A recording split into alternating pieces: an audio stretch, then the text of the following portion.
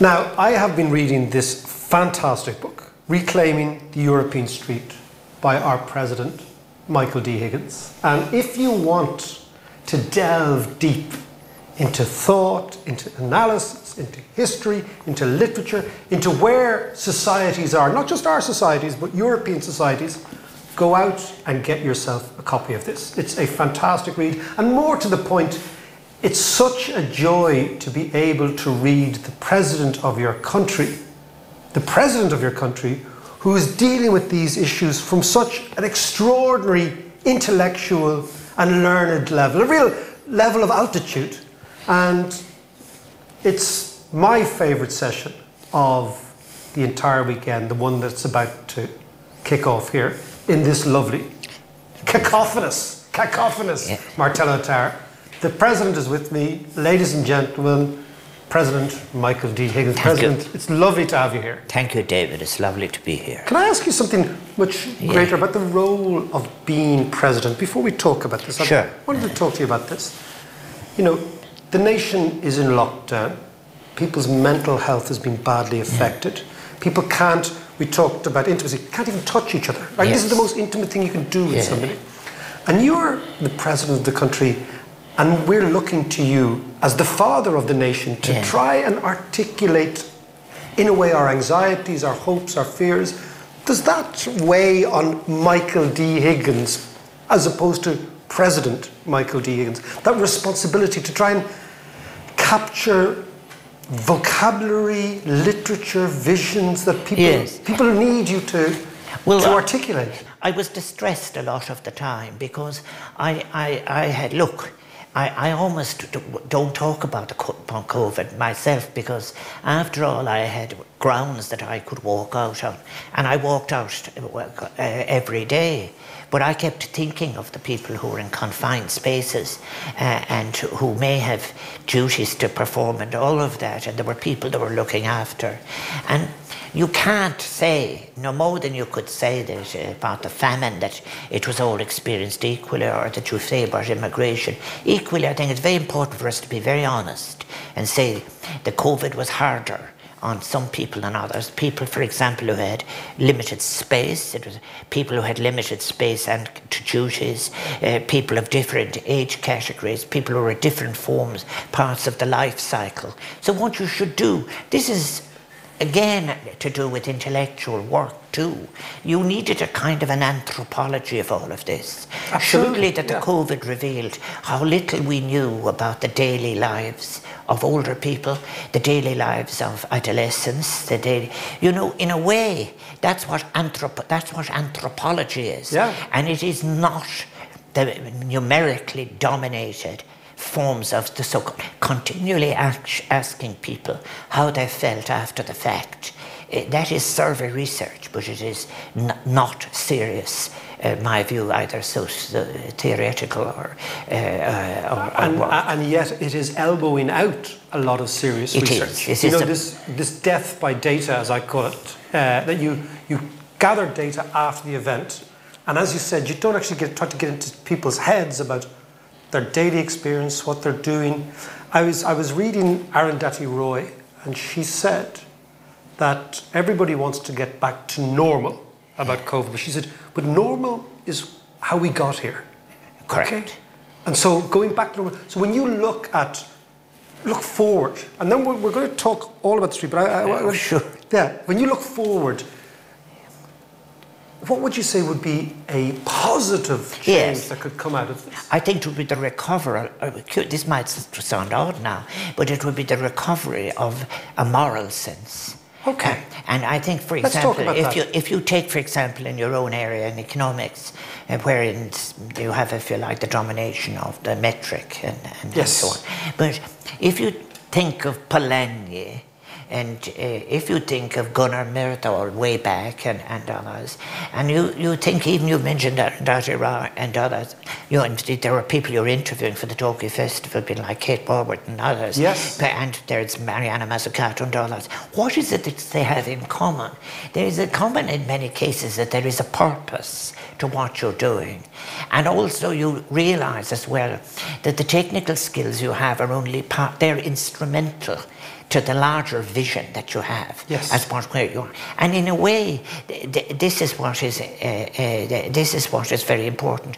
It is, you see, that I believe myself that in being totally straightforward, even in your question about what is our feeling during the COVID, I think very often when I stood for president, I said that it would be a presidency of ideas, and I've struggled with those ideas. Struggled with them? I have, because I could write, for example, something that was derivative of work that I know was there.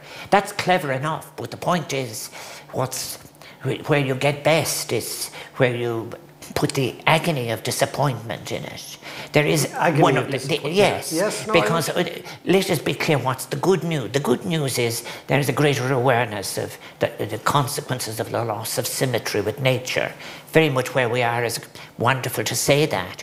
So you have more knowledge about biodiversity and so on. There is a realization, very much the point you're saying, that we have not come to this point where the consequences of the Anthropocene have in fact visited such disastrous consequences that threaten the planet itself.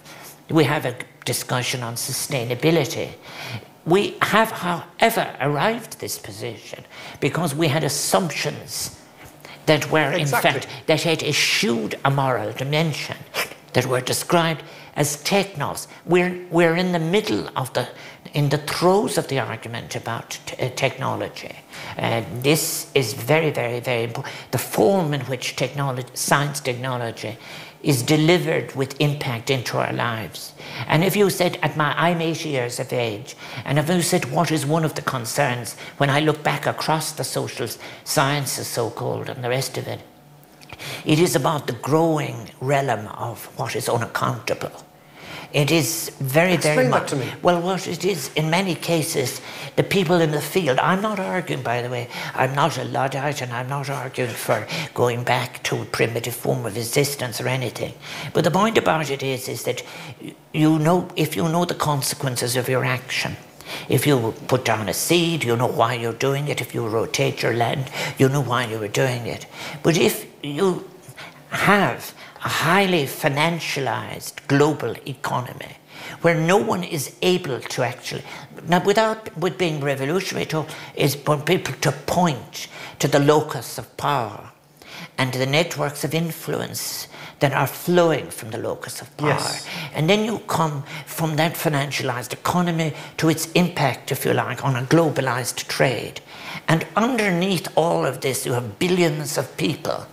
And if you like, the predictive ability of these sciences is calculated on what is measurable.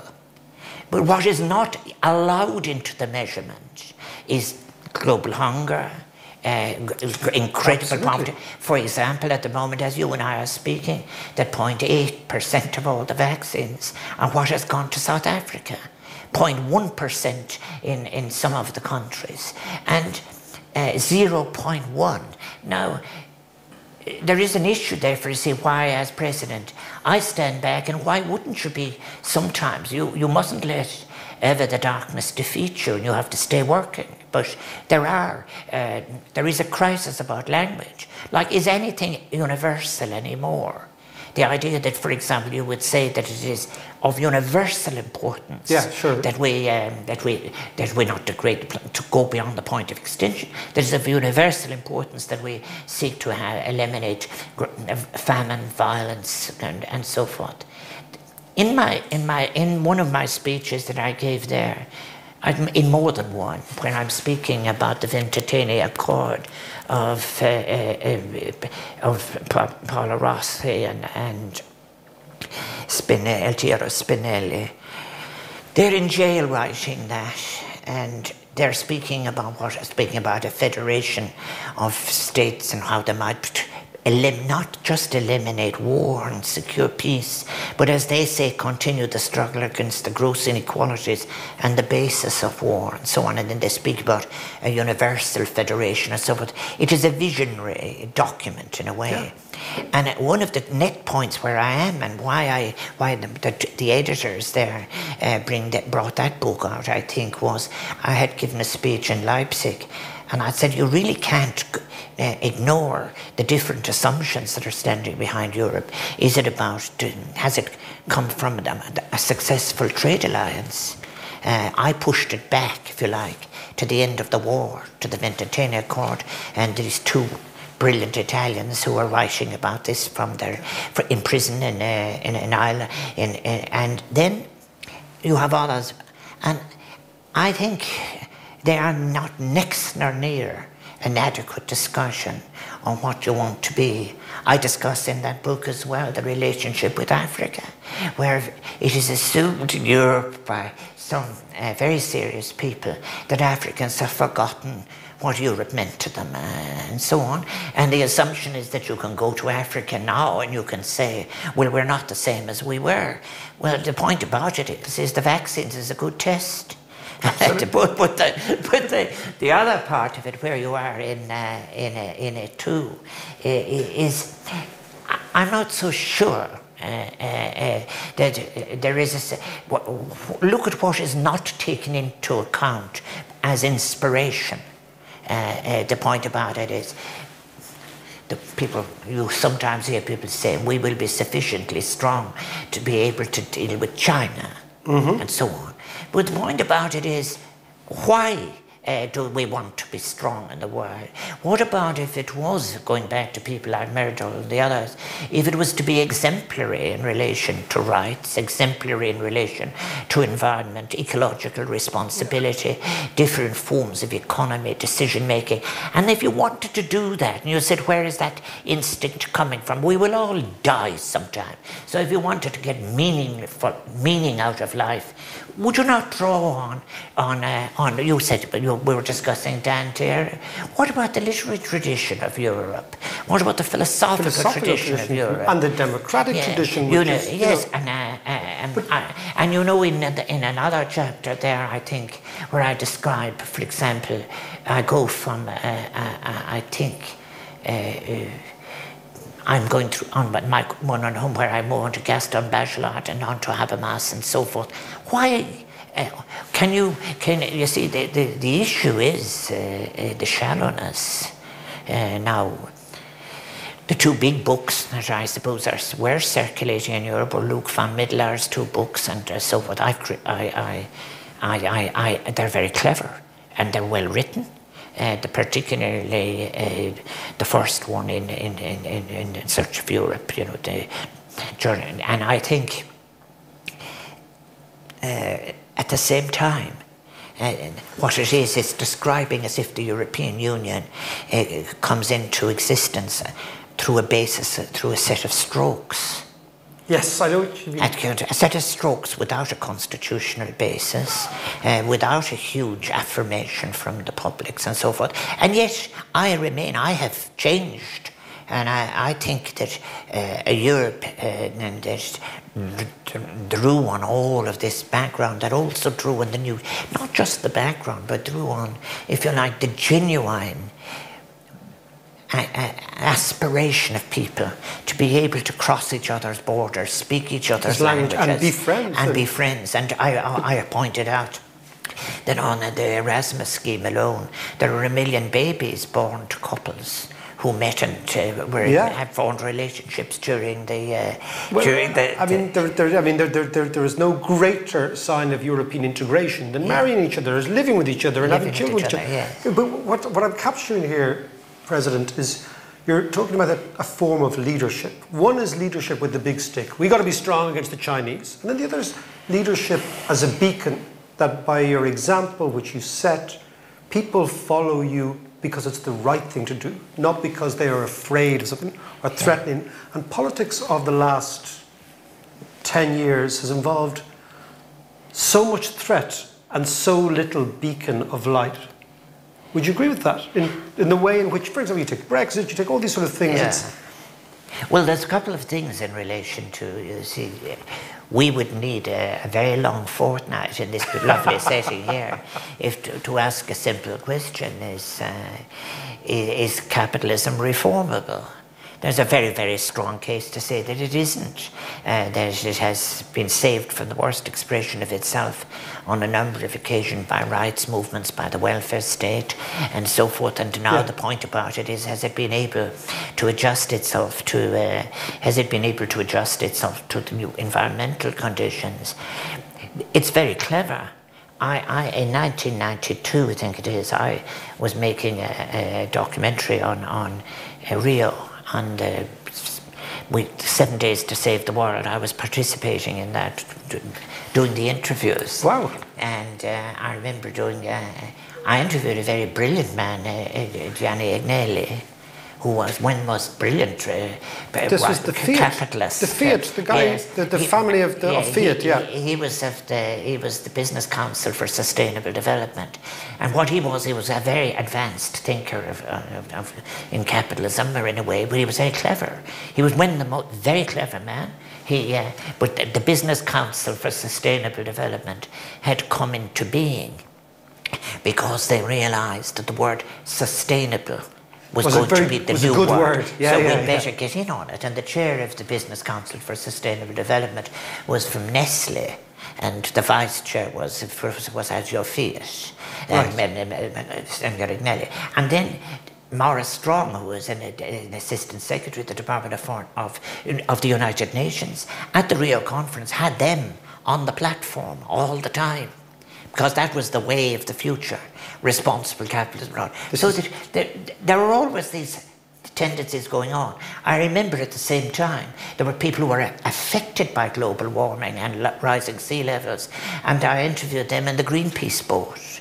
Because you had, for example, islands that were technically under the control of Denmark, ones that were under control of English, as there was then British, there were ones on French and so forth, and they weren't directly represented at the conference at all.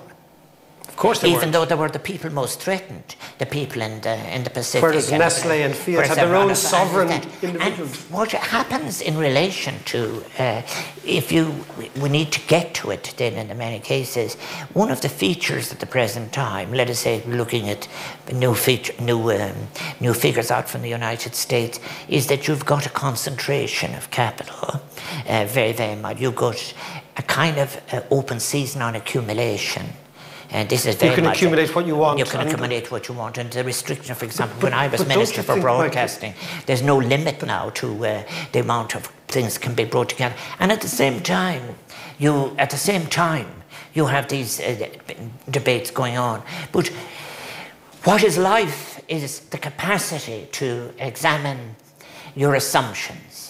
Absolutely. And the worst policy, you asked me about, I'm not a practicing politician in a party sense anymore. I have the same values as I have all my life. But you're a philosopher. I have the values I have all my life. And you are the and it was very absurd to expect me to say that I have rinsed myself and all that. I have any intention of doing that. Michael, I was really interested. You called this book The European Street. Yes. Now, reclaim. Now, in my head, I know what the Arab street is, because I always heard when I was, if you're talking about the Middle East, they say there's the Arab elite and then there's the Arab street, and you always have to listen to the Arab street. The European street is not an expression I've heard that much before. But I brought that into being. Did you? Because I was watching it and I was thinking, that's interesting, because I've only heard that in the Arab street. Tell me, why did you say reclaiming the street? Well, now, first of all, these two editors I have, Fergus Lenihan and Joachim Fischer, they are the people who did such a good job in that. And it was after I'd given the speech in Leipzig, in fact, actually, that Dr. Lenihan said to me that, would you think putting some of these together? And I had been using the phrase, and I used it like this. Curiously, it's very different I know the usage of the Arab street, but it was very different. What I was struck with was what I call the crisis of language and presentation. And my background is in sociology and political science, but I was very interested in, if you like, the very, very shallow symbolism of official statements from Europe. That they're awful. They're actually awful. They're unreadable. For example, the so-called family photograph, for a start, is that. And then the other thing about it is the set speeches and so forth. Yeah. And while it would be a very easy task, indeed, we needn't delay on it, to see how shallow some of that is and how it avoids, if you like, you have to end up saying nothing and not saying it very attractively. But the point about it is, at the same time, somebody is shouting out a hate word against a migrant on the street. Yes. And somebody is saying about it like, what is that, what about me, and so forth and so on. Sometimes there are several degrees to the shout in the street. There is the one that is a shout effect. There is the one that is addressed at the perceived other that you see. Then there's the one that is just as the system that has made you without the securities that you have, and it goes on like this. So, if you like, there is a raucous thing going on in the street. Yeah. There's a kind of cacophonous noise that's coming up. And then there is another side to it as well. There is, if you take it, the Weberian bureaucracy of the institutional expressions, and they are divorced from, if you like, the parliamentary discourse, which has at least to be informed by elections. We almost sound like Brexiteers, the pair of us. And the pair of us sound like Brexiteers who always said about the absence of this connection. And now the raucous street, in fact, if they need, in fact, to direct their anger, they direct it at parliaments. I see what you mean. Actually undertake that. And what stays unaccountable is in fact permanent. Is that. And this is the same way that happens. It has happened in microcosm in relation to patriarchy, bureaucracy, and status differences within public service systems in contemporary world as well. I've seen this. Yeah. So you're located in this sort of, as you say, I love that expression, raucous, because the street is raucous, right? Yes. For good and ill. Yeah. And it's alive, and it's kind of evolutionary, and it adjusts and it changes. And if we focus on the chapter on home, okay, which we actually said we were going to focus on, but we went off on a tangent, right? But that's great. That's great. I love going on tangents. The best conversations, Michael, are always the ones that meander off, right? Yeah. Now, on home, you're talking about something very, very deep, which is the European and the Irish sense of what is home. Explain that thinking to me, because again, I want to make a connection between you as thinker, philosopher, but also as president of this place called Ireland. Okay. This place that has a sense of home, but it's so hard for us to put our finger on what it is. I remember when I was elected to a local council in 1974, to Galway City Council and Galway County Council. And I dealt with people in my advice centres, people who were applicants for public local authority housing. I cannot understand. I remember when we were building large estates, where I live in Lettere, at the end of Circular Road, there are 8 local authority estates near me. I probably know a great number of the families in those still, although they now have had a new generation nearly since I've moved on.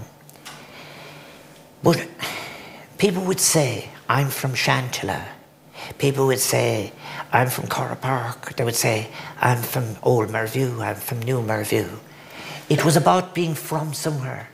It was about belonging. And from these estates, people went into the GMIT and into the university, and they began to people the professional classes of Ireland in a way that had been very different.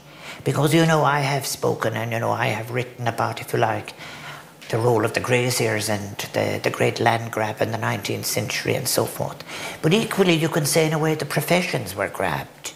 So, but this people in the 70s we're talking about. Whatever in the 70s well, and 80s. you got free education, secondary education in the 1960s. So therefore, you suddenly had from about the end of the 60s through the 70s, you had people coming into these third level institutions, and they were coming from these, and they came from houses and they came from communities, and in those communities you had soccer clubs and you had resident associations and everything like that. Think of people been saying, came from Merview, whatever, and said that. Can you say that I came from this part of the market? No, the idea, the point about it is that the idea that, for example, can you just imagine in the future when I'm dead and gone, people saying, do you remember when we got our first step on the housing market, on the ladder? What a conversation that you would have. And yet at the same time, that slipped in. The idea, but let's be clear, I agree with people like Professor P.J. Drudy and all of the others. This is a moral decision as to, not primitive in relation to market theory. You should say what it is open to the market, and you should say what in fact the market should not be allowed to decide. The market can be a partner in relation to people who want, there are television programs about people who want to live exotically. Good luck to them, but let them pay for it. But your home the main point about it is the idea of home. Now, I discuss it different. I say that, for example, this is the point you won't often discuss. Who decided that these large estates were in fact something that you should move on from? What was the role of governments in it? What was the role of different political parties? What was the role of county managers and and others? Did they decide, for example, was it messy having tenants? Was it easier to be able to shove it off to the Department of Social Welfare and say that you're going to assist people in buying their way into the market? That is an immense historical question, and it was one that just has to be faced. And you have also, like all of us in our lives, make mistakes, and you must say, well, I said that was a wrong decision. So that's where that you asked me my personal opinion about it. Because I really want to know this. What I deal with in the book is I work this out philosophically. I begin with Heidegger, and Heidegger is interested in dwelling. What is it a primitive instinct when people to throw up a shelter and so forth? And he says that dwelling, what you put in that. I disagree with Heidegger. Then I think you move on to Heimbach, and then I move on to Gaston Bachelard. And this is where I'm very interested in it, because I ran into a contradiction in my own writing about this, and that is that it isn't a building. Well, I've already spoken about being from a place. So home is not a building. And it isn't just a dwelling.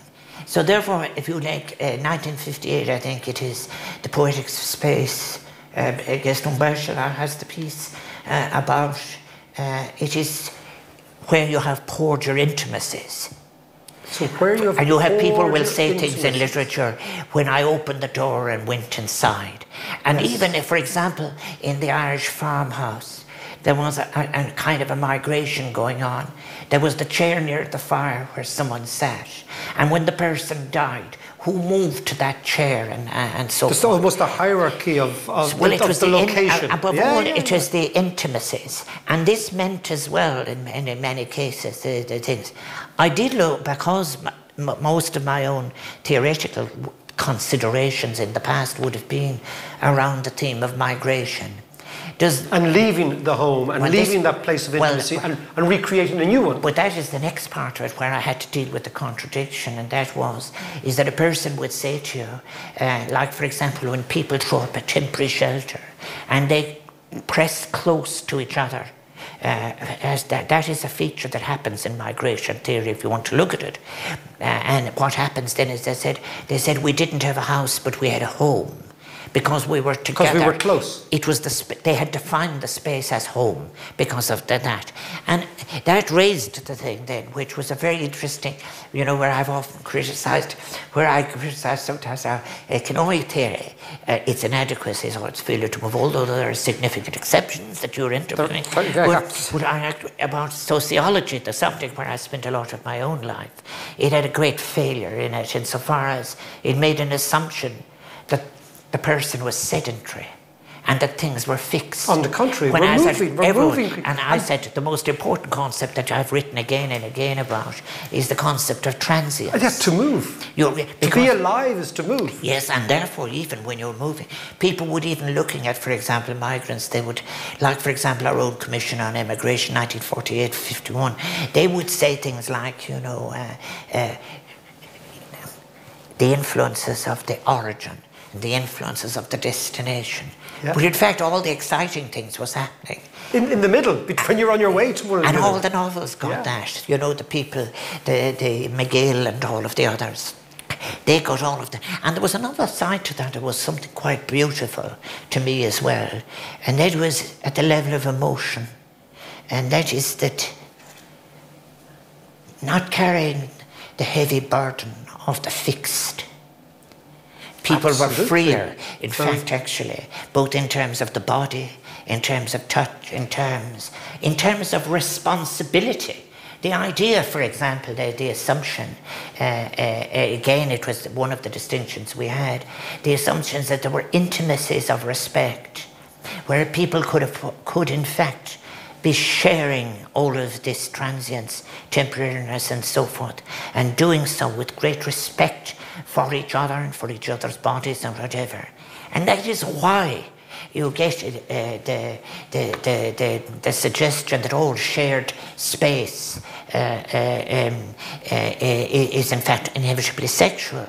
Again, that is quite a distortion in relation to both psychology and in relation to social theory, it seems to me. But that's for we could write another book about that. But that idea that, you know, we'll move towards a conclusion. But that idea that to move is a sort of a transformational act. You know, that you say to yourself, when you were a young fella, you said, okay, I'm born here, but you know what? I think I'm going to move to here because something inside. No, but I don't think it was as positive as that at all. You don't think so? You think it was? I do. No, I think there's another side to it. Okay. I think I'd have to be fair about the negative side of many cases. I think you may have to. I think one sometimes has to try too hard. I think one has to try too hard to belong, and that's why home and how is so important. There are people, for example, who have, in the case of, for example, where the house where I was reared, the windows were broken, there was a hole in the roof and attached, was one room slated, the two rooms attached. It was a house to which you couldn't bring friends or relations. It was a house that other children would say, we don't have broken windows in our house. Then there was the other position in relation to the other side of my family, my mother and father and sisters who were moving from flat to flat and so forth in many cases. That is why giving our people a home is just the most important thing, I believe myself, because it affects it affects friendships, it affects everything in relation to childhood, it affects education, it affects all the health issues and whatever. But that's the point. It is, I think, it is wrong, I think, to assume that everyone is wanting to climb. People, in many cases, can do the most, even on the creativity things. It is when the sufficiencies are. This is why people like Ian Goff, you know, Heat, Greed and Human Need. And he has it right, where he's combining the ecological responsibility with meeting the basic necessities of life. If the basic necessities are met, well, you have time then to say, well, these basic insecurities are met. You have time then to live life to its fullness, and to both think in terms of music, beauty, and so forth. And so now we're getting to the. So if we get the basics right, yes, okay, and of which home and heating and shelter and security and food, we're talking. You get them right. A society of sufficiency that's aiming globally to a civilization of simplicity. Then you can involve yourself in the more beautiful things. Absolutely. Yes, indeed. Yes, indeed. And there is a way. what a time to bring you my dear friend Richard Carney brought out a book called Touch in the middle of the Very recently, yeah. Yes, he did, yeah. Well, now, I read it. Richard is very good. His greatest contribution has been, I think, the introduction of French philosophy to many of us, but borrowing from Ricoeur and from these, I very much I owe him a debt. But he has some beautiful things in it. There is a very interesting thing in it, which I think is maybe one of the things I would thank Carney for, is the distinction between the Asclepian approach towards healing, which I suppose, and Hippocrates. Hippocrates is very much precision and knowing the medicine to be applied. Asclepius is the demigod who is himself wounded and so forth, and it is about being close to the person and about the extraordinary power of the wounded to be able to help other. And that's very true, and we see this all the time. Yes, and of course Richard's brother uses this in his fantastic contribution to palliative care and so on. The Asclepian versus, if you like that, the sickness industry. But I disagree with him about Touch, is that Richard, towards the end of Touch, but there are things we have been able to do in the presence of all these technologically competent people that are around me now. He said there are things we're going to be able to do even though we can't touch, and so on. And some of them have come into being through what we've had to do during COVID. I actually don't agree. I think that we need to get back to touch. To this caring idea. Yes. Well, where Richard goes back, and I think it's in Richard's, one of his pieces I remember reading, is that Aristotle privileged touch. And I think it is Richard, I think, wrote somewhere, you can see without being seen, you can feel. Yeah, you can hear, but you can't touch without being there. That's true. That. And then the person who privileged the visual is Plato. And you could argue, this is where I go on from Richard's thing, I would argue myself that the Western subscription to the Platonic idea that you're being able to categorize what is distant from you has been a great failure. That is, we paid a price. We paid a price. And I think that no more than the other in relation to the notion about Descartes, and that I think I said that to the Pope, that the Cartesian fallacy, that the notion that reason is sufficient. In fact, I actually showed him a piece. This is Michael D as the tactile president. No, I did, because I remember I had a piece on my desk, and he kind of was looking at it, and I said, "Oh yeah, that's the piece I said about Descartes," and I said, "Why should I thank Descartes for quenching the music of the heart?" Well, that's actually. It's beautifully put. When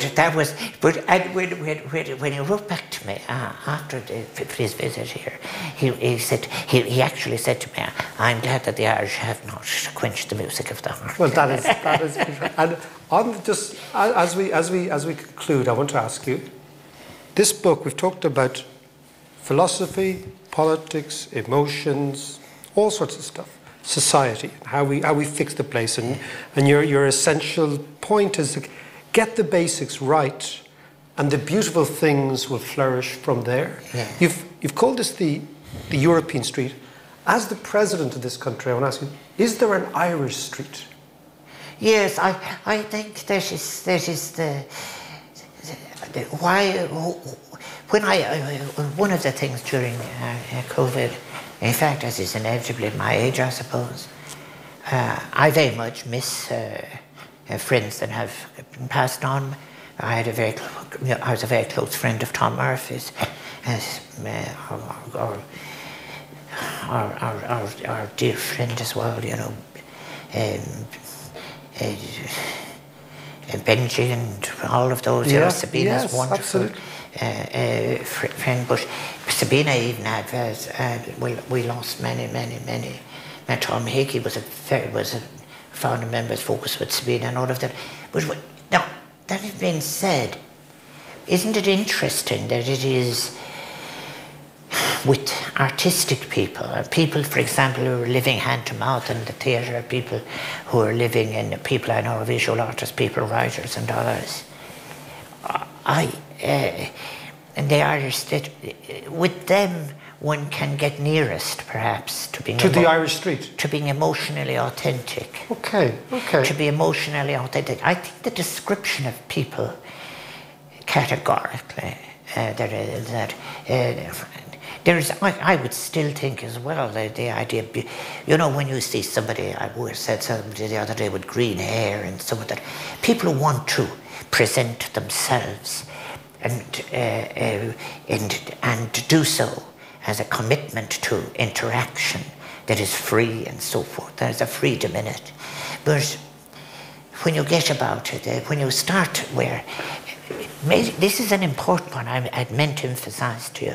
You could summarize all our problems is that we're doing bad description rather than good thinking. What we're doing is we're doing bad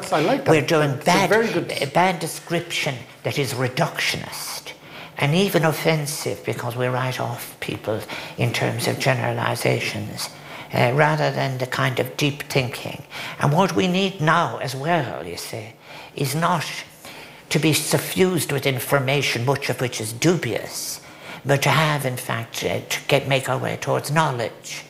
And then beyond knowledge, you get, in fact, the sheer joy of wisdom, which is comforting and enables us to deal with the transitions in life. I actually think that beyond that thing, again, there's what you might call the myth of poetic in many ways, in which you construct that's where genius arises, and which we've had in some poets and playwrights and so on. And again, it would sound heresy because you're discussing and I'm not going to draw it on myself just now, but you could say there's it is when people have had tried to be derivative that they've sold themselves short, and that is something that is that can be said about some of our greatest writers in a way, that it is when you cut loose, you are in fact you're getting what will give you, if you like, the personal glow of satisfaction in it all. And Mike, just a final question. When you read the word, do you know when somebody is cutting loose? I do, because the thing is that I know when the person is taking the risk, and I like that in a way. But the other side of it as well, that you have to, people, I think I said that the only really definition of a republic is a community of vulnerabilities, but there is a sense, you know, about that chapter I have on home, that a discussion I did. I said I disagreed with Heidegger. Bachelard is about intimacies. But there was another, different, both at the Greek world that you've heard me refer to and the Roman world, Cicero and others spoke about the importance of that. But there was a brilliant man, the man the man that I used very much was James C. Scott. I knew his work. Oh, the anthropologist. Yes. Yeah. The guy who likes the hunter-gatherers. Well, he has a very important point he does. And, you know, he mentions about the walls around cities and the walls around houses and places. He said there weren't as much to keep people out as to keep people in. In prison almost. And you have to think, we just began talking about COVID. What about the domestic violence? What about, I had a letter from a woman who wrote to me, who is a carer, but she's dependent on her spouse, who is coercive for her income. Sure. What has to happen to her when she needs a pension? That's a Republican question. That's what a republic is about. So you then come to the other side of it. The people who are so the walls to keep people in, with the mother and baby homes that we were in many cases, the directions about where they were to be built, not too near the road, not too near where the people... So they couldn't be seen. And also where they wouldn't have any contact. You see, this is, you asked me what the other things I was doing during was my next Máchna one is in November, but I've had 3.